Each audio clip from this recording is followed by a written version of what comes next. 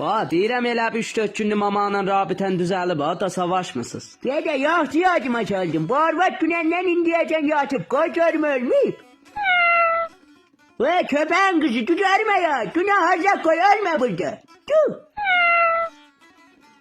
Caza boya geçtiğin zat dahi ben de külfet dayım ha senin nahay koyan. Seni ele koyacaktım o deden evinde töğlede kalıp turşuya sen almayacaktım. Cünə biz söylede kalıydık siz kalan yer hiç müstəyak da değil. Değil abi senin bedenin cici. Kerem bundan sana edep verir. Götürün kabağı kim kime hedef verirsin? Götürün bile.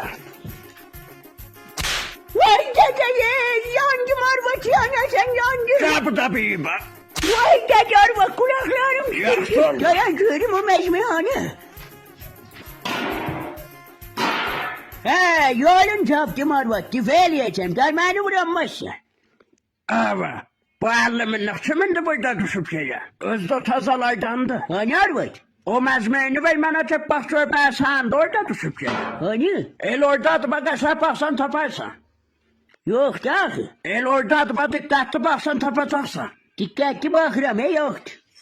Vay dede Bir de o tıfalaydan eleme elvi iş verir.